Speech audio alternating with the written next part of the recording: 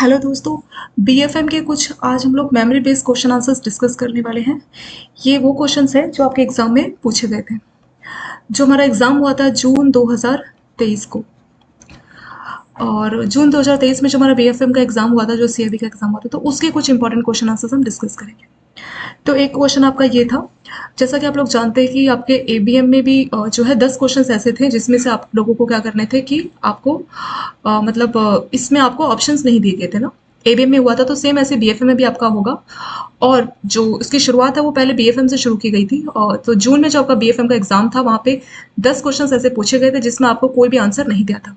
तो ज़्यादातर वो जो क्वेश्चन है वो आपके न्यूमेरिकल्स ही होते हैं ज़्यादातर केसेस में। और जो न्यूमेरिकल्स होते हैं हमें सीधे उसका जो है आंसर लिखना होता है, क्योंकि न्यूमेरिकल में एक फाइनल आंसर आता है। तो ये वही क्वेश्चन था जो आपके 10 क्वेश्चन पूछे गए थे ना, तो उनमें से ये एक क्वेश्चन था। ठीक है, तो जो इसका मतलब आपको आंसर नहीं दिया गया था। तो ज़्यादातर आपका एबीएम में भी ऐसी हुआ इस बार कि 90%, 95%, आई थिंक 10 में से 9 या 8 क्वेश्चन ऐसे थे जो सिर्फ न्यूमेरिकल्स थे पूरे। तो ज़्यादातर जो आपके बिना ऑप्शन वाले होते हैं ना क्वेश्चन, वो सब न्यूमेरिकल होते हैं, क्योंकि उसमें आंसर आपका फिक्स रहता है। चलिए इस क्वेश्चन को देखते ही आपका 1 नंबर का पूछा गया था। If 36 day volatility of A stock, volatility होता है किसी चीज का रेट चेंज होना, जैसे बहुत ज्यादा वॉलेटाइल है मतलब बहुत ज्यादा चेंज हो रहा है, स्टैटिक नहीं है। स्टैटिक मतलब फिक्स है, वॉलेटाइल मतलब वो बार बार चेंज हो रहा है। तो स्टॉक कोई है, शेयर है कोई कंपनी का, उसका 36 डे का जो वॉलेटिलिटी है तो वो है आपका 18%। ठीक है, तो 36 डे का वॉलेटिलिटी कितना दिया, 18%। सेम ये क्वेश्चन नहीं था, इसी टाइप का क्वेश्चन था, उसमें वैल्यूज चेंज हो गई। 36 के बदले शायद 64 इस तरह से था, बट फॉर्मूला यही वाला इस्तेमाल किया गया था। अगर 36 डे वॉलेटिलिटी स्टॉक की शेयर की 18% है तो उसकी डेली वॉलेटिलिटी में कैलकुलेट करनी है। ठीक है, तो इसके लिए आपको एक फॉर्मूला याद करके जाना पड़ेगा। इसमें आपको कितने भी दिन की वॉलेटिलिटी अगर दी गई है और आपसे अगर पर डे की या डेली वॉलेटिलिटी पूछ रहा है तो आपको ये फॉर्मूला इस्तेमाल करना पड़ेगा। तो फॉर्मूला क्या होगा, फॉर्मूला ये है कि 36 डेज बोला है तो एन 36 को हम लोग एन मान लेते हैं। ठीक है, ये गिवन जो नंबर है ना, जो डे हमें गिवन है उसको हम लोग एन मान रहे हैं। तो nth डे की वॉलेटिलिटी कितनी दी है, 18% दी है। तो हमें क्या लिखना है, nth डे की जो वॉलेटिलिटी उसको हम लिखेंगे इज इक्वल टू डेली कितनी वॉलेटिलिटी है multiply by square root of N. ठीक है, यहाँ पे बोला है कि 36 डे की वॉलेटिलिटी 18%, तो nth डे यानी हमारा 36 जो डे है उसकी वॉलेटिलिटी को लिखेंगे जो कि 18% है। यहाँ पे हम 18 लिखेंगे इज इक्वल टू डेली हमें कैलकुलेट करना है, डेली को हम लोग एक्स मान लेते हैं into N square root of N. N कितना हमारा, एन है आपका 36, तो 36 का हम लोग स्क्वायर रूट लेंगे। 36 का स्क्वायर रूट कितना आता है, ये आता है 6, तो यहाँ पे 18 आ जाएगा। 18 को हम लोग 6 से मल्टीप्लाई करेंगे तो कितना आ जाएगा, 3% आ जाएगा। ये पूरा पर्सन में ना, तो 3% हमारी डेली वॉलेटिलिटी आ जाएगी। तो यही जो है सिंपल सा क्वेश्चन 1 नंबर का पूछा था। तो आपको टाइप करना रहेगा 3%, 3, 4 इस तरह से, तो 3% आपका इसमें आंसर आ जाएगा। और एक बात आप लोगों को नोट करनी है कि अगर आंसर पर्सन में, जैसे वॉलेटिलिटी तो पर्सन में, तो आप सिर्फ 3 टाइप नहीं करके अपना पूरा जो है पर्सन इस तरह से पूरा आंसर जो है अपना टाइप करेंगे। चलिए इस तरह से जो है एक क्वेश्चन पूछा गया था, तो इस तरीके का क्वेश्चन पूछ सकते हैं क्योंकि एक बार ऑलरेडी आ चुके हैं। तो फॉर्मूला क्या याद रखना है, nth डे की वॉलेटिलिटी दी है और हमें उसको वैल्यू पुट करनी। अगर मान लीजिए क्वेश्चन ऐसे बन जाता कि 64 डे का वॉलेटिलिटी अगर दिया है आपको मान लीजिए 10%, और आपसे पूछ रहे कि डेली बताइए, हम क्या करेंगे, 10% इज इक्वल टू डेली हमें कैलकुलेट करना है इंटू स्क्वायर रूट ऑफ 64। ठीक है, तो अब क्या होगा, 64 को अगर हम स्क्वायर रूट निकालेंगे तो ये आ जाएगा हमारा 8। ठीक है, डेली, तो 10% डिवाइडेड बाई 8, ये हमारी डेली वॉलेटिलिटी है। ठीक है, तो आपको क्या करना है, बस सिंपल सा फॉर्मूला याद करके जाना है। कोई भी जो वॉलेटिलिटी दिया है तो उसको लिख दीजिए is equal to daily into वो जो नंबर है कितने दिन का दिया है 36 डे, उसका स्क्वायर रूट निकालना है। और सिंपल इस फॉर्मूले से आप डेली वॉलेटिलिटी को कैलकुलेट कर सकते हैं। तो ये नंबर 1 नंबर का, ये जो क्वेश्चन है 1 नंबर का पूछा गया था। अगला जो हम देखने वाले, एक्चुअली इसका ऊपर आपका केस स्टडी पूछा था, और ये आपका केस स्टडी था पूरे 5 नंबर का। ये टॉपिक एक्जैक्टली कहाँ से मैंने लिया, ये आपकी बुक से ही लिया है, और ये टॉपिक आपका एनआरओ एनआरई वाला टॉपिक है। ठीक है, एनआरओ एनआरई इसमें क्या डिफरेंस होता है, एनआरओ एनआरई एफसीएनआर में क्या होता है, तो ये क्वेश्चंस बहुत बार ये पूछ लेते हैं और ये बहुत ज़्यादा इंपॉर्टेंट क्वेश्चन है जो कि पूछा जाता है। इसी में से 5 नंबर का क्वेश्चन आपका पूछा गया था। तो यहाँ पे मैंने ये जो एनआरओ एनआरई के ऊपर केस स्टडी आपको बताया, यहाँ पे रखा हुआ है समझाने के लिए। ये केस स्टडी मैंने आपकी मैकमिलन बुक से ही ली हुई है। पर एनआरओ एनआरई के ऊपर डिफरेंस, इसकी केस स्टडी को समझने से पहले आपको उनमें डिफरेंस मालूम होना चाहिए कि एनआरओ क्या होता है, एनआरई और एफसीएनआर क्या होता है। और ये क्वेश्चन हमारा 5 नंबर का जो है पूछा गया था बीएफएम के एग्जाम में। चलिए पहले इसको थोड़ा सा हम लोग डिफरेंस देखेंगे। एनआरओ एनआरई एफसीएनआर और आपका होता है आरएफसी, रेजिडेंट फॉरेन करेंसी। ठीक है, तो देखिए एफसीएनआर हमेशा ही एक एफडी होता है, सिर्फ ये एफडी है, आप इसको बोल सकते हैं 100% एफडी है। आपको सेविंग बैंक जॉइंट वो सब चाहिए उसके लिए नहीं है, ये सिर्फ एफडी पर्पज के लिए इस्तेमाल किया जाता है। कौन सा आपका FCNR account. Resident foreign currency, अगर आप मान लीजिए विदेश में गए, आप अमेरिका गए और आपने 10-20 साल जॉब किया, अब आपको क्या है कि रिटायर होकर इंडिया में ही सेटल हो रहा है, यहीं पे रहना है। तो जो रिटर्निंग एनआरआईज होते हैं, क्योंकि कई साल आप बाहर रहे इंडिया से तो आप एनआरआई बन गए थे, तो जो रिटर्निंग एनआरआई है उनको इंडिया में आके अपने लिए उन्होंने जो भी पैसा इतने सालों तक कमाया उनको एक अकाउंट में रखना है, तो आरएफसी सिर्फ उसी पर्पज के लिए होता है। ठीक है, एनआरई क्या होता है। एनआरई, आप मान लीजिए आपकी जॉब लग गई यूएसए में, अब आप वहां पे आपका एक, जैसे यहाँ पे इंडिया में आपकी जॉब लगेगी तो आपका एक सैलरी अकाउंट खुलता है, ऐसे आप यूएसए में जॉब लगेगी जो कि आप यूएसए में अर्न कर रहे हैं, क्योंकि वहां पे आप जॉब कर रहे हैं, तो जो भी आप यूएसए में अर्न कर रहे हैं उस पैसे से आपका एक अकाउंट खुलेगा। वो अकाउंट आपका जो है, जो आप अर्न कर रहे हैं उस पैसे को आप एक अकाउंट में ट्रांसफर करते हैं, जो कि एनआरआई, यानी आप यूएसए में जाके अपना एक सैलरी अकाउंट खुलवाएंगे, वहां पे आपकी हर महीने की सैलरी क्रेडिट होगी, तो वही आपका एनआरई अकाउंट। एनआरओ, अब आप इंडिया से बाहर जा रहे हैं, विदेश जा रहे हैं यूएसए, इसका ये मतलब नहीं कि इंडिया से आपका रिश्ता खत्म हो चुका है, बिल्कुल भी नहीं। आपका इंडिया में घर होगा, इंडिया में आपने कहीं इन्वेस्ट कर रखा होगा, तो बहुत सारी आपकी सोर्स ऑफ इनकम इंडिया में हो सकती है। अगर आपका घर है मान लीजिए, आपको उसको रेंट पे लगाना है, तो हर महीने रेंट का पैसा कहीं ना कहीं तो आना चाहिए। तो जो नॉर्मल आपका सेविंग बैंक अकाउंट होता है ना, जैसे आपका इंडिया के बैंकों में कोई भी जो normal basic saving bank deposit account होता है, वही आपका एनआरओ में कन्वर्ट कर दिया जाता है। कब? जब आप एनआरओ यानी इंडिया से बाहर चले जाते हैं। तो यानी इंडिया में जो, मतलब इसमें जो पैसा है ना वो कहाँ से आएगा, इंडिया से जो आप अर्न कर रहे हैं, इंडिया से जो आपकी अर्निंग हो रही है। इंडिया से कैसे अर्निंग हो रही है, इंडिया में आपका एक मकान है जिसकी हर महीने मान लीजिए 20,000 रेंट आ रही है, तो वो पैसा आपका एनआरओ में चला जाएगा। इंडिया में आपने म्यूचुअल फंड में इन्वेस्ट किया था और मान लीजिए कुछ आपको वहां से रिटर्न मिलता है, वो आपका एनआरओ में चला जाएगा। कि यहाँ के शेयर मार्केट में इन्वेस्ट किया, वो यहाँ चला जाएगा। तो एनआरओ में कौन सा पैसा जाएगा, जो पैसा हम इंडिया से कमा रहे हैं, इंडिया से जो हमारी सोर्स ऑफ अर्निंग थी वो वाला पैसा जाएगा। या मान लीजिए आपकी कुछ दुकान है जिसको आपने रेंट पे दिया हुआ, वो पैसा आपका एनआरओ में जाएगा। एनआरओ में आपका जो सैलरी अकाउंट होता है, इसके फुल फॉर्म की बात करते हैं, नॉन रेजिडेंट ऑर्डिनरी, और ये है नॉन रेजिडेंट एक्सटर्नल। एक्सटर्नल मतलब हम बाहर चले गए, बाहर हमारा एक खाता खुलेगा। ऑर्डिनरी मतलब जो यहाँ पे आपका ऑर्डिनरी सेविंग बैंक अकाउंट था, ये वो है। एनआर मतलब नॉन रेजिडेंट, यानी ये अगर जैसे मेरे को आपको खाता खुलाना है, ये हमारे लिए नहीं है। जो नॉन रेजिडेंट हो गए, जो यहाँ से बाहर चले गए, कहीं भी बाहर चले गए इंडिया को छोड़ के, ये उनके लिए खाता। कोई भी इंडिया का पर्सन जो इंडिया में जॉब कर रहा है, इंडिया में रह रहा है, वो बोल रहा है मुझे एनआरई खुलाना है या एनआरओ, उसके लिए है नहीं। तो इसलिए नाम में ही इसका नॉन रेजिडेंट, मतलब रेजिडेंट तो होना ही नहीं चाहिए। FCNR, foreign currency non resident. तो ये अकाउंट जो है, अब देखिए इसके नाम की क्या खास बात है, इसके नाम की खास बात है फॉरेन करेंसी। तो ये जो अकाउंट आपका रुपीज में नहीं होगा। ठीक है, एनआरई के पैसे को आप चाहे तो इंडिया में अपना रुपीज में बाद में कन्वर्ट कर सकते हैं इंडिया में एनआर में, लेकिन ये जो पैसा आपका 100% फॉरेन करेंसी में ही खुलता है। जैसे मान लीजिए आपको एफसीएनआर खुलवाना है तो ये डॉलर में ही होगा, मतलब ये सिर्फ फॉरेन करेंसी, इसके नाम में ये एफसी यानी फॉरेन करेंसी। ठीक है, तो आपको याद रखना है foreign currency, foreign currency non resident. तो ये खाता नॉन रेजिडेंट खोल सकते हैं जो इंडिया से बाहर है, और ये फॉरेन करेंसी में ओपन होता है। यानी आपको, जैसे आप फॉरेन करेंसी बैंक को दे रहे हैं और बोल रहे हैं कि इसको रुपये में कन्वर्ट करके एफसीएनआर खुला दो, ये पॉसिबल नहीं है, क्योंकि ये पूरा फॉरेन करेंसी में ही खुलता है। जैसे मान लीजिए $100 का आपने एक एफडी करा ली, और ये पूरा 100% एफडी ही होता है, तो इसको आप बोल सकते हैं 100% एफडी, 100% फॉरेन करेंसी अकाउंट है। कौन सा आपका एफसीएनआर। ठीक है, और इसको हम लोग डिटेल में इसलिए देख रहे हैं क्योंकि इसके ऊपर क्वेश्चंस बहुत बार पूछ लेते हैं। इस बार तो आया था, पर उससे भी पहले कई बार कई सेमेस्टर्स में ये क्वेश्चन आपका एनआरओ, एनआरई, एफसीएनआर इसके ऊपर कई बार पूछ चुके हैं।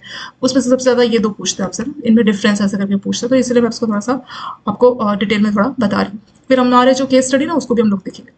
तो $100 में आपका ये अकाउंट खुल जाएगा और ये एफडी रहेगा, मान लीजिए आपने, और इसका टेन्योर भी होता है 1 साल से लेकर 5 साल तक। ठीक है, तो मिनिमम 1 साल के लिए आपको एफडी करानी होगी एफसीएनआर में।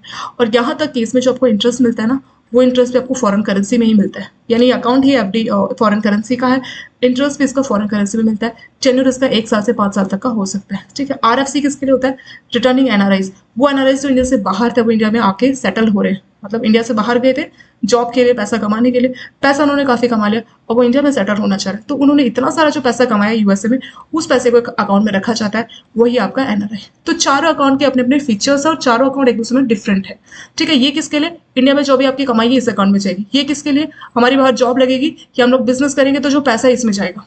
एफसीएनआर किस लिए, हमें अगर एफडी करानी है, जैसे एनआरई में आप पैसा रुपीज में भी रख सकते हैं, डॉलर में भी रख सकते हैं, ये आपकी मर्जी रहेगी। ठीक है, इसको चाहे तो कन्वर्ट करा सकते हैं, बट एफसीएनआर में ऐसा कोई ऑप्शन नहीं, आपको सिर्फ एफडी, मतलब इसमें सिर्फ फॉरेन करेंसी में रखना पड़ेगा, और ये सिर्फ एफडी अकाउंट है।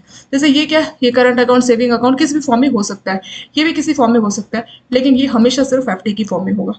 RFC, resident foreign currency account, कब होगा, जब आप बाहर से कई साल जॉब किए, कई साल जॉब करने के बाद आपने बहुत पैसा कमाया, उस पैसे को आप इंडिया में आके एक खाते में रखना चाहेंगे, उस खाते का नाम है रेजिडेंट फॉरेन करेंसी। तो ये अकाउंट रेजिडेंट के लिए होगा, जब आप इंडिया में आ जाओगे तब के लिए आपके लिए होगा। देखिए नाम में ना रेजिडेंट, हर जगह देखिए नॉन रेजिडेंट, यहाँ पे भी नॉन रेजिडेंट है, लास्ट में जो है रेजिडेंट। अब आप वहां से लौट के इंडिया आ गए तो आप रेजिडेंट बन गए ना, तो इसीलिए खाता आपके लिए है foreign currency. Resident foreign currency में आप चाहे तो इसको रुपीज में फॉरेन करेंसी, मतलब उनकी जो करेंसी में आपने कमाई ना उसी में आप इसको रख सकते हैं। ठीक है, तो ये ऑप्शन इसमें दिया जाता है। चलिए इन चारों को हमने डिस्कशन किया, अब हम थोड़ा सा इसका केस स्टडी देखते हैं। ये केस स्टडी आपकी बुक में दी गई है, देखिए यहाँ से इसकी शुरुआत होगी। चलिए सीधे हम केस स्टडी पे आ जाते हैं। X an Indian citizen having gone abroad for employment during Jain 2020। तो एक इंडियन सिटीजन है, उसका नाम है मिस्टर एक्स, और वो कहाँ गए हैं, वो गए हैं अब्रॉड, मान लीजिए यूएसए चले गए। ठीक है, जैन 2020 की बात है। Is on visit to India for the next 1 fortnight। ठीक है, तो 10-15 दिन के लिए इंडिया आए हैं and has the following queries, उनको कुछ क्वेरीज है, एंड सीक बैंक गाइडेंस, और वो बैंक से गाइडेंस चाहते हैं। रेजिडेंट सेविंग बैंक अकाउंट, तो इनका जो है इंडिया में रेजिडेंट सेविंग बैंक अकाउंट है जिसमें 0.50 लाख का बैलेंस है। ठीक है, और resident joint account with his wife as second applicant, तो इनका यहाँ पे एक जॉइंट अकाउंट भी है इंडिया में ही, और जिसमें 0.8 लाख का बैलेंस है। ऐसी हाउसिंग लोन इन्होंने 2017 में लिया था। देखिए 2020 में गए, 3 साल पहले इन्होंने हाउसिंग लोन लिया था जिसकी लाइबिलिटी 32 लाख आउटस्टैंडिंग है, यानी इतना इनको पे करना है। वो जो इन्होंने घर लिया ना उसको उन्होंने रेंट पे चढ़ाया, उनको मंथली रेंट 25,000 मिलता है। आरडी रिकरिंग डिपॉजिट जो अकाउंट है वो भी इन्होंने 2017 में खुलवाया था, और मंथली डिपॉजिट ये 0.25 लाख का करते हैं। ठीक है, आगे और क्या है, 0.25 लाख वही हो गया आपका 25,000, 0.5 लाख आपका 50,000 हो गया ये, और वाइफ के साथ जो इनका अकाउंट है उसमें 80,000 का इनका बैलेंस है। ऐसे ही इन्होंने और क्या कर रखा है, ठीक है, तो आरडी अकाउंट इन्होंने 2017 में खुलाया था, मंथली ये 25,000 का डिपॉजिट करते। शेयर्स इन्होंने जो है डीमैट अकाउंट में लिया। और what is the course of action that bank need to address, तो बैंक को उसको क्या क्या बताना चाहिए। तो देखिए वो बाहर चले गए तो वो एनआरआई हो गए। ठीक है, तो अब उनको इंडिया में जो उनके अकाउंट है उसके बारे में उनको क्वेरीज है, तो उसका जवाब बैंक को देना। तो पहला उनका क्वेरी वही था कि उनका इंडिया में जो सेविंग बैंक अकाउंट है जिसमें 0.50 का बैलेंस है उसका क्या होगा, 50,000 का बैलेंस है, वो सेविंग बैंक अकाउंट का क्या होगा। जैसा हम लोगों ने एनआरओ में देखा था ना कि जो अगर आप इंडिया से बाहर चले गए तो आप एनआरआई अगर हो गए तो इंडिया का जो आपका अकाउंट है उसको एनआरओ में कन्वर्ट कर दिया जाता है। तो उसका आंसर वही है, since x is now NRI, अब वो एनआरआई है, नॉन रेजिडेंट इंडियन। एग्जिस्टिंग जो उसका सेविंग बैंक अकाउंट है to be redesignated into non resident ordinary account. तो उनका जो सेविंग बैंक अकाउंट है, जो पहला क्वेरी उनका वही था ना कि मेरा सेविंग बैंक अकाउंट है जिसमें 50,000 का बैलेंस है उसका क्या होगा, तो वो सेविंग बैंक अकाउंट को एनआरओ में कन्वर्ट कर दिया जाएगा। पहले क्वेश्चन का आंसर ये आप देंगे। ठीक है, सेकंड क्वेश्चन है कि मेरा अपनी वाइफ के साथ ज्वाइंट अकाउंट है जिसमें 80,000 का बैलेंस है, उसका क्या होगा।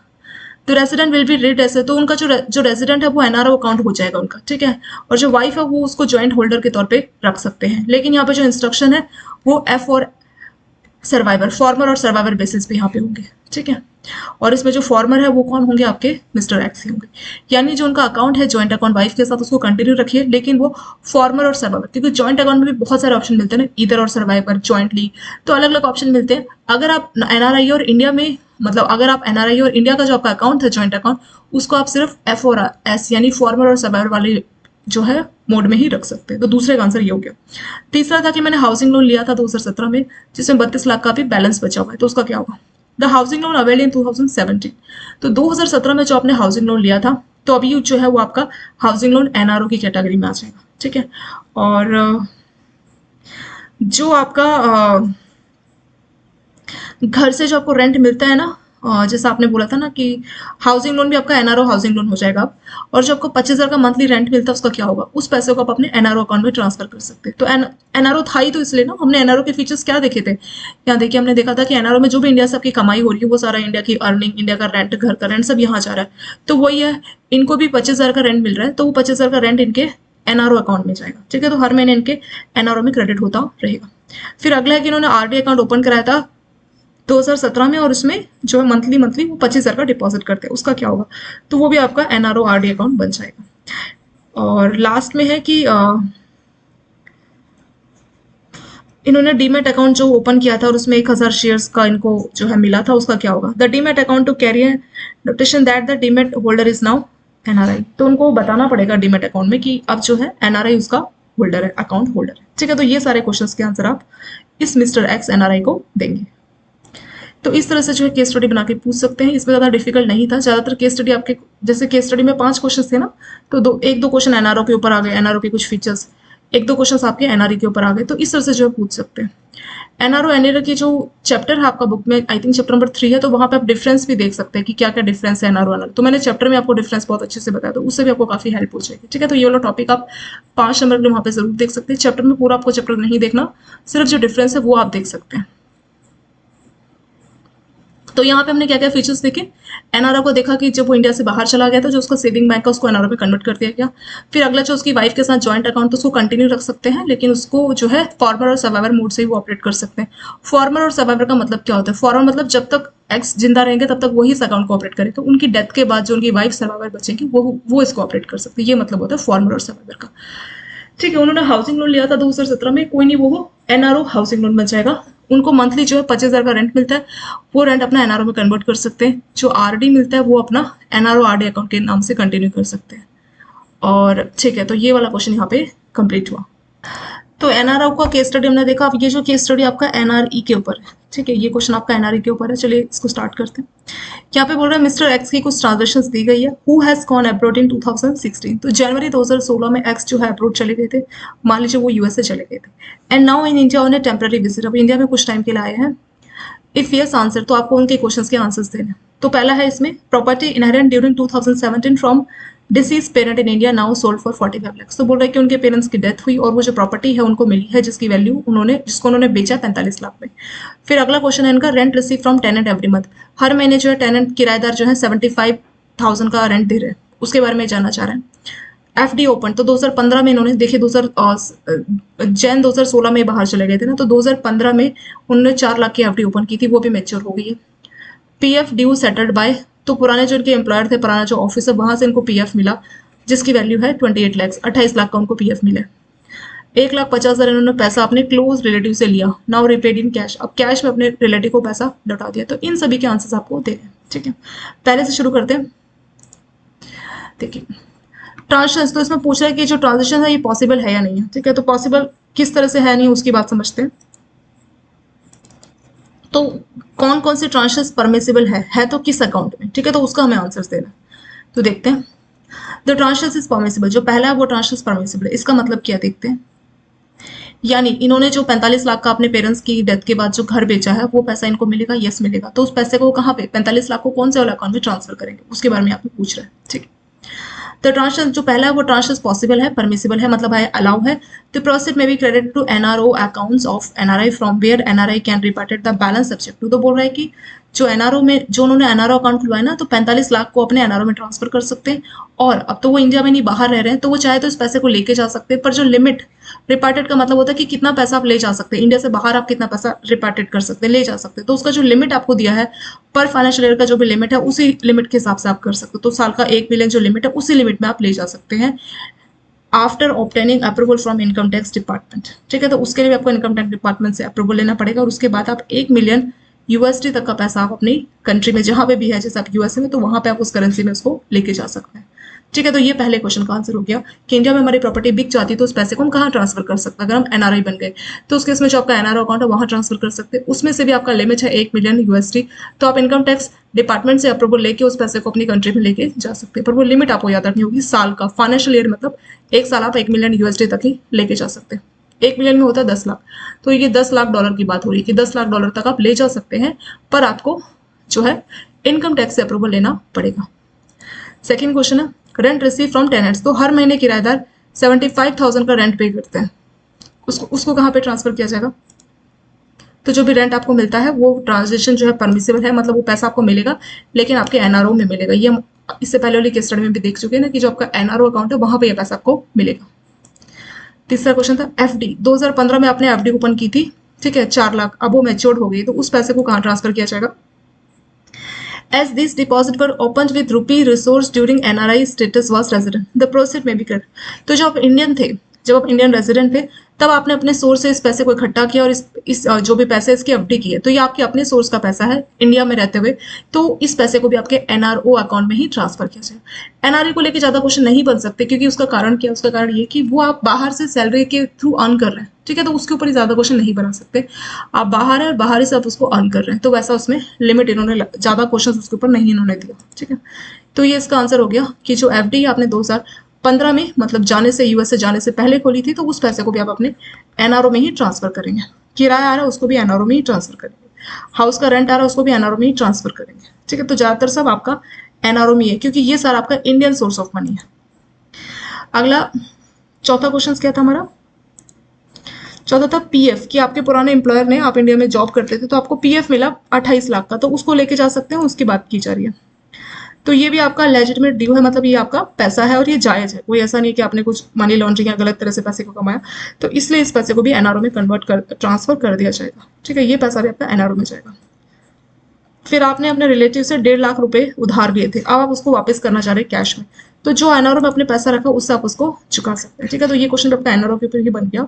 तो इसमें जो भी आपने लोन लिया अपने दोस्तों से, रिश्तेदारों से, तो आप एनआरओ वाले पैसे को वापस उसी में ट्रांसफर कर सकते हैं। ठीक है, तो इसके साथ ये जो केस स्टडी ये भी आप इसमें कंप्लीट हो गया। तो ज्यादातर इसमें क्या था, इसमें वही था कि इंडिया में घर है उसको बेच दिया, 45 लाख मिले, उसका क्या एनआरओ में ट्रांसफर कर दो। हर महीने किराया आता है 75,000, उसका क्या एनआरओ में ट्रांसफर कर दो। एफडी ओपन की थी 4 लाख के भी मैच्योर हो चुकी, उसका क्या, उसको भी एनआरओ में ट्रांसफर कर सकते हैं। पीएफ मिला पुराने ऑफिस से, कई साल आपने जॉब किया, तब आप फॉरेन गए थे, फॉरेन से पहले आप इंडिया में जॉब करते थे, 28 लाख मिला, उसका क्या, उसको भी आप एनआरओ में ट्रांसफर कर दीजिए। और 1.5 लाख हमने दोस्तों से, रिश्तेदारों से उधार लिए थे, अब उन्हें वापस करना है, तो एनआरओ से लेके दे दो। ठीक है, तो जो आपके जायज सोर्स है उसको आप दे सकते हो। तो वही चीज आपके इस क्वेश्चन में, केस स्टडी में बोली गई। एक केस स्टडी और देख लेते हैं इस टॉपिक के ऊपर। इसमें बोला है मिस्टर ए एक इंडियन सिटीजन है, हैविंग गॉन अब्रॉड इन 2010। 2010 में ये अब्रॉड गए थे, मान लीजिए यूएस से गए थे। ठीक, रिटर्न्स टू इंडिया ऑन 2 दिसंबर 2021। तो ऑलमोस्ट 11 साल बाद वो इंडिया आते हैं विद एन इंटेंशन। उनका इंटेंशन क्या है? To stay at his native place to take care of his age. उनके इंडिया में पेरेंट्स काफी एज्ड है, उनकी काफी एज हो गई है, वो उनकी देखरेख करना चाहते हैं, तो इसीलिए फाइनली वो इंडिया में आ चुके हैं। तो फॉलोइंग आर बैलेंस अवेलेबल। तो अलग अलग जो इनके अकाउंट है, जो रिटर्निंग एनआरआई है उनके अलग अलग अकाउंट है, उसमें ये बैलेंस है, बैलेंस आपको बताया गया। जो उनका एनआरओ अकाउंट है ना, नॉन रेजिडेंट ऑर्डिनरी, उसमें 12 लाख का बैलेंस है। एनआरई, जो उनका एनआरई है, बाहर शायद जॉब करते थे, तो उसमें 72 लाख रुपीज है। ऐसी एनआरई जो एफडी है, एनआरई आप normal saving, current account, FD किसी भी फॉर्म में खुलवा सकते हैं। तो जो एफडी वाला एनआरई है, नॉन रेजिडेंट एक्सटर्नल, तो उसमें 72 लाख है। एफसीएनआर में जैसे हमने कहा था ना, ये फॉरेन करेंसी में ही खुलता है, तो इसलिए देखिए रुपीज में नहीं, ये यूएसडी में, तो $1,50,000 है आपके एफसीएनआर में। Saving bank account with wife as first applicant 22 lakh open. तो इन्होंने 2 दिसंबर 2021 में सेविंग बैंक खोला अपनी वाइफ के साथ, जिसमें 22 लाख का बैलेंस है। ठीक है, और इनकी वाइफ फर्स्ट एप्लीकेंट है। इन्होंने म्यूचुअल फंड में इन्वेस्ट किया था, invest through inward remittance and will be due for redemption. तो इनको ये पैसा 31 मार्च 2022 से मिलेगा, जिसकी वैल्यू 36 लाख है। ठीक है, तो ये सारे ट्रांजेक्शन, अब ये सारा जो पैसा है इनके अलग अलग अकाउंट्स में है, किनके, रिटर्निंग एनआरआईज के। तो इस पैसे को कहाँ कहाँ ट्रांसफर कर सकते हैं, उसको लेके जो क्वेश्चन यहाँ पे पूछा गया।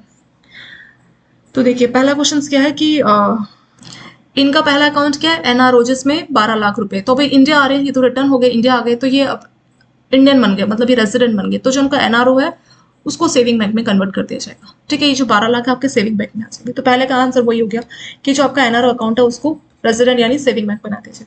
जब इंडिया से बाहर गए थे तो उसको सेविंग बैंक को एनआरओ बना दिया था। अब आप बाहर से यहाँ रिटर्न आ रहे हैं तो उल्टा हो जाएगा, रिवर्स हो जाएगा, वो एनआरओ से सेविंग बैंक बन जाएगा। ठीक है, जो आपका बैलेंस इसमें कितना था, 12 लाख, तो आपके सेविंग बैंक में इंडिया में वो 12 लाख का बैलेंस शो करेगा। ठीक है, तो पहले क्वेश्चन का आंसर ये हो गया। सेकंड क्वेश्चन था इनका कि इनके पास एनआरई अकाउंट है जिसमें 72 लाख रुपीज रखे। ठीक है, उसका आंसर देना पड़ेगा। The returning NRI has the option to convert the existing rupee balance in saving bank NRI account into RFC, saving bank और FD, either fully or partially depend on the options। तो बोल रहे हैं कि जो आपका पैसा NRI अकाउंट में आपने रखा है ना, अब आप रिटर्न कर रहे हैं, तो आपके पास ऑप्शन है कि उस NRI के पैसे को आप अपने RFC, यानी जैसे मैंने आपको बताया था ना कि बाहर से आपने पैसा अर्न किया था, उसको आप एक अलग से अकाउंट में रख सकते हैं। अगर आप रिटर्निंग इंडिया से, मतलब परमानेंट आप इंडिया में आके सेटल होना चाह रहे हैं, तो बाहर से आपने जो भी कमाया उसको आप पूरा या आधा, जैसे आपकी मर्जी है, तो उसको आप अपने आरएफसी अकाउंट में रख सकते हैं। और वो चाहे तो सेविंग बैंक की फॉर्म में रख सकते हैं या एफडी, आपकी मर्जी है। ठीक है, सेविंग बैंक या एफडी। तो वही चीज इसमें लिखी है कि जो आपका पैसा है एनआरई में, उसको आप अपनी मर्जी के हिसाब से पूरा या आधा एक आरएफसी अकाउंट में रख सकते हैं। और आरएफसी में कैसे रखेंगे, सेविंग बैंक भी हो सकता है, वो एफडी की फॉर्म में भी हो सकता है। तो सेकंड क्वेश्चन का आंसर वही हो गया कि आपके पास 72 लाख है एनआरई में, उस पैसे का क्या होगा, वो आप अपने आरएफसी में रख सकते हैं, चाहे तो नॉर्मल सेविंग या एफडी की फॉर्म में भी रख सकते हैं। ठीक है, तीसरा क्वेश्चन क्या था, हाँ आपने एनआरई में अपनी एफडी कराई है, उसका क्या होगा ना। Returning NRE has the option to convert the existing NRE FD. तो जो आपकी एफडी है on maturity into RFC account, तो जो आपका आरएफसी अकाउंट है, इस पैसे को वहां पे ट्रांसफर कर सकते हो। तो ये भी बिल्कुल वैसे ही जैसे आपका एनआरई सेविंग बैंक है ना, सेम टू सेम ऐसे आपका एनआरई एफडी है। तो जैसी मैच्योरिटी होगी तो उस पैसे को आप अपने आरएफसी वाले में रख सकते हैं, या तो पूरा या आधा, चाहे तो सेविंग बैंक की फॉर्म में या एफडी की फॉर्म में। तो सेम चीज वही लिखी है कि पूरा या आधा आपकी मर्जी रहेगी, आप अपने आरएफसी अकाउंट में ट्रांसफर करेंगे। क्योंकि आप अभी आप जो है रिटर्न होगा, भैया इंडिया में हो गए तो आपका अकाउंट एनआरई ये सब नहीं रहेगा, वो रेजिडेंट बन जाएगा, रेजिडेंट फॉरेन करेंसी। तो स्पेशली ऐसे एनआरई जो इंडिया में रिटर्न कर रहे हैं, जो इंडिया में रह रहे हैं, वापस आ रहे हैं बाहर से, तो उनके लिए होता है रेजिडेंट फॉरेन करेंसी। बाहर आपके पास एनआरई था, उस पैसे को उसमें ट्रांसफर किया जाएगा। बाहर आपके पास एनआरई एफडी था, उस पैसे को भी इसमें ट्रांसफर किया जाएगा। बाहर आपके पास एनआरओ था तो वो इंडिया में आके सेविंग बैंक बन जाएगा। तो ये तीन चीजें हमने इन 3 क्वेश्चंस में पढ़ी है। 2 क्वेश्चंस और है, और उनका एफसीएनआर अकाउंट था जिसमें $1.5 लाख थे। कितना था? $1.5 लाख ना। उसका क्या होगा? वो भी मैच्योर होने वाला है 31 दिसंबर 2021 को। ठीक है, तो इसी महीने 2 दिसंबर को तो वो आए हैं, और इसी महीने के एंड में 31 दिसंबर को वो पूरा मैच्योर होगा। तो उस पैसे का क्या होगा? ठीक है, तो उसका आंसर देंगे चौथे का। Returning NRI has option to convert. तो जो उनका पुराना एफसीएनआर है, तो जैसे ही वो मैच्योर होगा उस पैसे को अपने आरएफसी अकाउंट में रख सकते हैं, चाहे तो एफडी की फॉर्म में या सेविंग बैंक के अकाउंट में, चाहे तो पूरा या आधा, उनकी मर्जी रहेगी। तो सेम वही आंसर यहाँ पे भी हो जाएगा। जो चीज आप अपने एनआरआई सेविंग बैंक के साथ कर रहे हैं, एनआरआई एफडी के साथ कर रहे हैं, तो सेम चीज आप अपने एफसीएनआर के साथ भी करेंगे। तो एफसीएनआर हम अपने में 100% एफडी, और ये पूरा का पूरा आपका फॉरेन करेंसीज में होता है। तो जैसे मैच्योर होगा तो उस फॉरेन करेंसी में आपको पूरा पैसा मिल जाएगा, उसको आप रुपीज में कन्वर्ट करा के अपना आरएफसी में जो है रख सकते हैं। रुपीज में, फॉरेन करेंसी में, किसी भी फॉर्म में आप इसमें रख सकते हैं, चाहे तो पूरा या फिर आधा, चाहे तो एफडी की फॉर्म में या नॉर्मल सेविंग बैंक के अकाउंट में। ठीक है, तो चौथे का आंसर इसमें हो गया। 5वां क्वेश्चन क्या पूछा इसमें? अगला था कि वाइफ के साथ एक जॉइंट अकाउंट उन्होंने खुलवाया जिसमें 22 लाख का बैलेंस है। ठीक है, उसका क्या होगा? तो वाइफ के साथ आपने जो जॉइंट अकाउंट खुलवाया उसको आप कंटिन्यू कर सकते हैं। वाइफ को फर्स्ट एप्लीकेंट रहने दीजिए। ठीक है, या चाहे तो उसको आप चेंज भी करा सकते हैं, मतलब आप खुद फर्स्ट एप्लीकेंट बनना चाहते हैं तो उसको आप चेंज भी कर सकते हैं, अदरवाइज चाहे तो उसको कंटिन्यू भी कर सकते हो, तो उसमें एज इट इज कोई प्रॉब्लम नहीं है। तो जो आपका फिक्स्ड अकाउंट है वो एज इट इज चलेगा। ठीक है, जो जॉइंट अकाउंट है, सॉरी फिक्स नहीं, जॉइंट अकाउंट जो है वो एज इट इज इसमें चलेगा। लास्ट क्वेश्चन क्या था इनका? इनका था कि इन्होंने म्यूचुअल फंड में इन्वेस्ट कर रखा है और 36 लाख रुपए इनको मिलेंगे, उसका क्या होगा ना। तो इसमें बोला है कि the proceed may be credited to resident saving bank account of NRIs on the date of maturity, और ठीक है, has return back to India for permanent settlement और alternate proceed may be kept in RFC. तो बोल रहे हैं कि जो पैसा आपको मिलेगा म्यूचुअल फंड से, उस पैसे को अपने सेविंग बैंक में भी ट्रांसफर कर सकते हैं, चाहे तो अपने आरएफसी में भी ट्रांसफर कर सकते हैं, तो किसी में भी उसको रख सकते हैं, आपकी मर्जी। म्यूचुअल फंड के पैसे को चाहे तो अपने सेविंग बैंक, जो आपका एनआरओ था ना वो सेविंग बैंक बन चुका है, तो उसमें ट्रांसफर करा लीजिए, या अल्टरनेट के तौर पर चाहे तो उसको आप अपने आरएफसी में रख लीजिए। ठीक है, तो इस तरह से आपके अकाउंट की ट्रांजेक्शन यहाँ पे पूरी हो जाएंगी। ठीक है, कई बार इसका डिफरेंस को लेके भी आता है कि एक क्वेश्चन ये था कि एफसीएनआर में जो है ये एक टाइप का एफडी होता है, पूरा टर्म डिपॉजिट अकाउंट होता है, और इसमें टेन्योर कितना होता है 1 से 5 साल तक। करेंसी क्या चलती है? सिर्फ फॉरेन करेंसी चलती है। ठीक है, तो इस चीज को लेके भी क्वेश्चन आए थे, और बहुत अच्छा डिफरेंस बने एनआरओ एनआरई का जो है आपके चैप्टर नंबर 3 में बता रखा है आपको, उसको भी चाहे तो आप देख सकते हो, उससे आपको काफी अच्छा आइडिया इसमें लग जाएगा। एक नंबर का क्वेश्चन ये पूछा था, प्रोबेबिलिटी ऑफ डिफॉल्ट क्या होता है? Probability of default is a financial term describe the likelihood of a default over a particular time period। मान लीजिए आपने किसी कस्टमर को लोन दिया और वो है हाउसिंग लोन, और वो आपने दिया मान लीजिए 25 साल के लिए, तो क्या प्रोबेबिलिटी है कि 25 साल में वो कस्टमर डिफॉल्ट कर जाएगा? डिफॉल्ट मतलब वो आपका ईएमआई नहीं पे करेगा, तो उसको बोलेंगे डिफॉल्ट कर जाना। तो किस ये प्रोबेबिलिटी मतलब क्या चांस है कि ये जो पर्सन है over a specific time horizon, मतलब 25 साल का जो उसका लोन का टेन्योर है, या कोई भी पर्टिकुलर टाइम होरिजन से 1 साल में या 10 साल में या इस 25 साल में कितना चांस है कि वो पैसा डिफॉल्ट कर जाएगा, तो वो होता है आपका प्रोबेबिलिटी ऑफ डिफॉल्ट। ठीक है, it provide estimate of likelihood that borrower will be unable to meet its डेब्ट ऑब्लिगेशन। तो ये एक तरह से आपको एस्टिमेट देता है, ये आपको आइडिया देता है कि बोरोवर अपनी जो डेब्ट ऑब्लिगेशन है, जो लोन ऑब्लिगेशन है, उसको पूरा करेगा कि नहीं करेगा, तो वही है प्रोबेबिलिटी ऑफ डिफॉल्ट।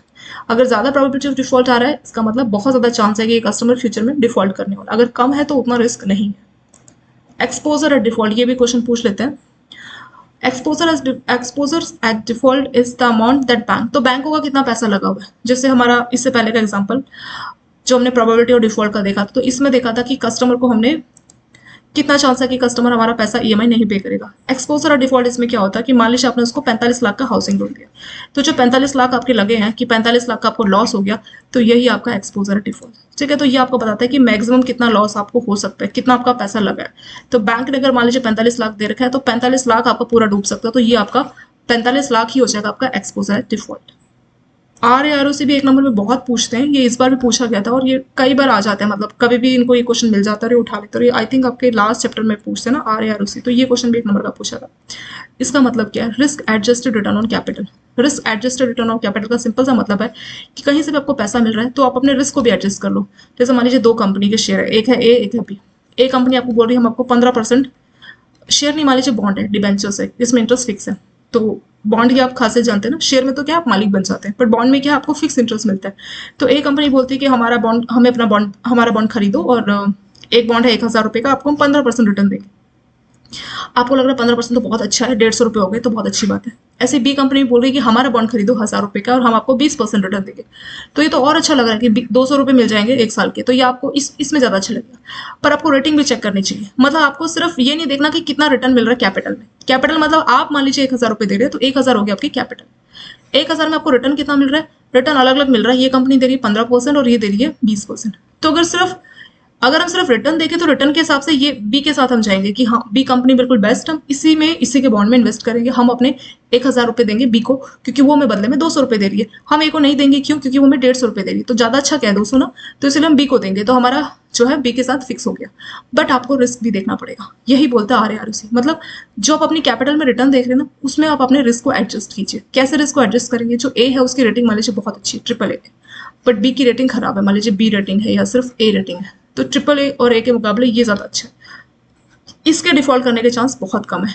इसकी वजह से इसमें भले ही रिटर्न कम मिल रहा है बट रिस्क भी कम है। यहाँ पे रिटर्न तो अच्छा है बट रिस्क भी ज़्यादा है, तो ज़्यादा रिस्क है। अगर आप अपने पैसे को ज़्यादा रिटर्न और ज़्यादा रिस्क चाहते हैं तब आप बी में जाइए, लेकिन अगर आप कम रिस्क चाहते हैं और रिटर्न भी ठीक ठाक चलेगा तो आप ए के साथ जाइए। तो वही आपका RAROC। मतलब इसमें सिंपल सी बात की जाती है कि हम कहीं पे भी इन्वेस्ट करें, हमें ये देखना चाहिए कि सिर्फ रिटर्न कितना मिल रहा है उस समय नहीं देखना, हमें ये भी देखना है कि हमारा जो है रिस्क कितना है, उस पैसे में रिस्क कितना है। तो कैसे पता लगेगा रिस्क कितना है? कंपनी की रेटिंग से काफ़ी पता लगता है ना, रेटिंग कैसी है, तो उस समय उसके रिस्क के बारे में काफ़ी कुछ आइडिया लग जाता है। कितने साल पुरानी कंपनी, बी कंपनी मान लीजिए अभी भी मार्केट में आई है 1 ही साल हुआ, और ये जो ए है 20-30 साल से, तो जो पुरानी कंपनी वो ज़्यादा स्टेबल होगी ना।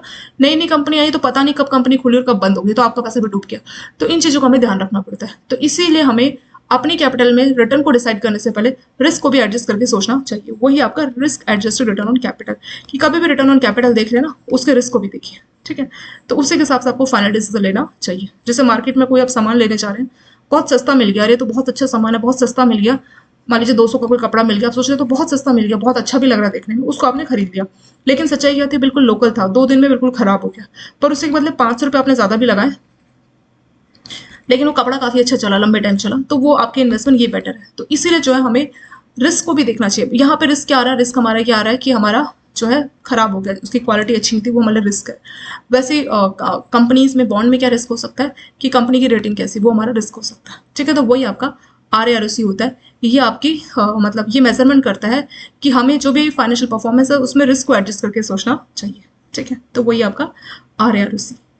स्पेशल मेंशन अकाउंट बहुत ही सिंपल सा, पर 1 नंबर का ही पूछा गया था, ये वाला पूछा था, ठीक है। Special mention account 012। तो स्पेशल मेंशन अकाउंट क्या होता है? कोई भी अकाउंट NPA कब होता है? 90 डेज के बाद। तो 90 डेज तक अगर डिफॉल्ट होगा, 3 महीना हो गया ना 90 डेज, तो 3 महीने तक उसको कुछ ना कुछ नाम दिया जाएगा, तो 3 मंथ तक उसको स्टैंडर्ड ही माना जाता है। तो 3 महीने बाद यानी 90 डेज के बाद वो NPA की कैटेगरी में आता है। तो NPA होने से पहले जो अकाउंट है वो SMA में रहता है, जिसका नाम है स्पेशल मेंशन अकाउंट। तो SMA 1, SMA 2 ऐसे करके बहुत पूछते हैं। SMA 0 कब रहता है? कस्टमर का डिफॉल्ट हुआ 0 से 30, पहले 30 दिन तक वो SMA 0 में रहता है, फिर 31 दिन से 60 दिन तक वो SMA 1 में जाता है, फिर 61 से 90 डेज में वो SMA 2 में जाता है, और जैसे ही 91 डेज हुआ वैसे ही वो NPA बन जाता है।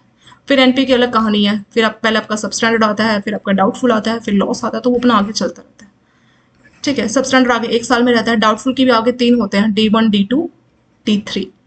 लॉस में अगर आपको लगेगा कि जो वैल्यू है बहुत कम है, अब कुछ रिकवर नहीं हो सकता, तो उसको आप लॉस डिक्लेयर कर देते हैं, ठीक है। तो ये वाला क्वेश्चन पूछा था कि जो स्पेशल मेंशन अकाउंट 2 है उसकी शुरुआत कब होती है? शुरुआत होती है 31st डे से, और कब तक जाती? 31st डे से 60 तक आप SMA यानी स्पेशल मेंशन अकाउंट 2 वाली कैटेगरी में रहते हैं।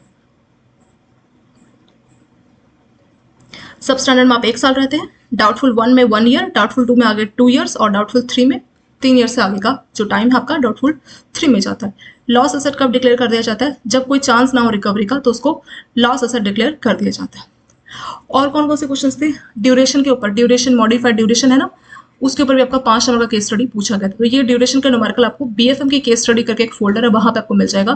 तो इस तरह से 5 नंबर का क्वेश्चन इसके ऊपर पूछा गया था। और भी क्वेश्चन था, और आपका क्वेश्चन जो था, हाँ एक और क्वेश्चन होता है रेपुटेशन रिस्क क्या होता है। बैंकों की इमेज खराब होगी तो वो उसका होता है रेपुटेशन रिस्क। ठीक है, अलग अलग टाइप के जो रिस्क है उसको करके जाना वो काफी इंपॉर्टेंट रहता है। आपका ऑपरेशन रिस्क, रेपुटेशन रिस्क आपका बहुत बार पूछते हैं, मतलब बैंकों के बारे में कोई नेगेटिव इमेज आ गई, किसी कस्टमर ने किसी बैंक के लिए बोला कि इसने मेरे को फ्रॉड किया, मेरे को जो है ज्यादा इंटरेस्ट रेट लगा ली, तो इस तरह से बैंकों की इमेज खराब हो जाती है। ठीक है, या किसी कस्टमर ने सोशल मीडिया में बैंक के खिलाफ कुछ डाल दिया कि इस बैंक ने मेरे को अच्छी सर्विस नहीं दी, तो बैंकों की इमेज खराब हो जाती है, उसी को हम लोग बोलते हैं रेपुटेशन रिस्क। रेपुटेशन रिस्क को लेकर भी कई बार क्वेश्चन पूछ ले जाते हैं। और वॉलेटिलिटी का डेफिनेशन भी पूछा गया था, एक तो न्यूमेरिकल था, ऊपर से वॉलेटिलिटी का डेफिनेशन भी पूछा गया था। ठीक है, ये स्टैटिकल जो है आपका जो डिस्पर्शन ऑफ डेटा है ना अपने मीन के अराउंड, तो उसका स्टैटिकल मेजरमेंट करने में हेल्प करता है। वॉलेटिलिटी की डेफिनेशन आप लोग करके जाना। और हाँ, आपका जो अल्टमैन जेड स्कोर होता है ना, तो ये जो आपका जेड स्कोर का जो पीरियड है वो कितने टाइम पीरियड के लिए इसको कैलकुलेट करते हैं, तो आंसर था आपका 12 मंथ्स। जो आपका अल्टमैन जेड स्कोर है उसको हम लोग 12 मंथ के टाइम पीरियड के लिए इसको कैलकुलेट करते हैं। ठीक है, और इसमें कितने फाइनेंशियल रेशो को इस्तेमाल किया जाता है, किसमें, जो आपका अल्टमैन जेड स्कोर है उसके लिए कितने रेशो का इस्तेमाल किया जाता है, तो आंसर है 5 रेशोज का हम इस्तेमाल करते हैं। ठीक है, इसके ऊपर भी आपको केस स्टडी मिल जाएगा इसी नाम से, अल्टमैन जेड स्कोर के नाम से। आप बीएफएम की जो केस स्टडी वाली प्लेलिस्ट है वहां से इसको देख सकते हैं। और क्वेश्चन वैसे एक नंबर का ही था कि इस स्कोर को कितने टाइम पीरियड के लिए कैलकुलेट किया जाता है, तो आंसर है 1 ईयर 12 मंथ्स। और इसमें कितने रेशो का इस्तेमाल किया जाता है, तो आंसर है 5 रेशोज का इस्तेमाल किया जाता है। तो एक नंबर का ये क्वेश्चन ऐसे पूछा गया था। स्विफ्ट की फुल फॉर्म थी, स्विफ्ट की फुल फॉर्म पूछी थी, society for world wide interbank financial telecommunication. Society for world wide interbank financial telecommunication, ये क्वेश्चन भी आपका पूछा गया था एक नंबर का, इस तरह से जो क्वेश्चन आया था। और वेरिएंस, आप लोग वॉलेटिलिटी, वेरिएंस की डेफिनेशन ये सब देख के जाना। ठीक है, और पैकिंग क्रेडिट जो है ना आपका एक्सपोर्ट इंपोर्ट में एक न्यूमेरिकल है, देखना मैंने वो करवा रखा है आपको, जो एक्सपोर्ट इंपोर्ट वाला चैप्टर आई थिंक आपको 4th या 5th चैप्टर आप देखना आपके मॉड्यूल ए में बीएफएम के। तो एक्सपोर्ट इंपोर्ट में जो एक बुक में न्यूमेरिकल दे रखा है पैकिंग क्रेडिट को लेके, वो न्यूमेरिकल मैंने आपको बहुत अच्छे से डिटेल में बताया था, उस टाइप का सेम टू सेम 5 नंबर का क्वेश्चन आपका पूछा गया था। ठीक है, तो ये आपका क्वेश्चन ऑलरेडी आपका, ये सारे जो हम आपके साथ डिस्कस कर रही है ये क्वेश्चन आपके जून 2023 में लेटेस्ट पूछे गए, तो चांसेस है कि कुछ क्वेश्चन रिपीट हो जाए, तो इनको थोड़ा सा आप लोग एक बार अच्छे से देख के जरूर जाना। कैपिटल चार्ज के ऊपर भी मैंने आपको न्यूमेरिकल करा रखे हैं, देखना आप लोग। रिस्क वेट असेट के काफी क्वेश्चंस थे, कैपिटल चार्ज का क्वेश्चन आपको मिल जाएगा। ये भी आपको जो बीएफएम है उसकी प्लेलिस्ट में मिल जाएगा केस स्टडी, वहां से आप इस कैपिटल चार्ज वाले न्यूमेरिकल को देख सकते हो। तो इस बार आपके जो क्वेश्चंस थे उसमें से आई थिंक 40% 50% केस स्टडी बहुत पूछा गया था ना। और जो 10 क्वेश्चंस आपके रहते हैं ना जिसमें आपको आंसर्स नहीं देते, तो उस 10 में से भी 9 या 8 के आसपास जो है पूरा का पूरा आपका न्यूमेरिकल यानी उसका आपको आंसर सॉल्व करना होता है। ठीक है, आंसर्स आपको मिलेगा नहीं, आपको आंसर सॉल्व करके टाइप करना रहता है, जो 9-10 बिना आंसर्स वाले होते हैं, तो वो सब भी आपके पूछे जाते हैं। असेट लायबिलिटी मैनेजमेंट क्या काम करता है, अल्को क्या काम करता है, इनके फंक्शंस के ऊपर भी 2-3 नंबर के क्वेश्चंस पूछे गए थे। ठीक है, तो ये सारे कुछ आपके इंपॉर्टेंट टॉपिक थे, मेमोरी बेस्ड टॉपिक्स थे जो आपके एग्जाम में पूछे गए थे। कुछ को तो हम लोगों ने डिस्कस कर लिया, बाकी को आप चाहे तो वीडियो से जो मैं आपको बताया है वहां से आप इसको देख सकते हैं। Okay, thank you so much for watching this video.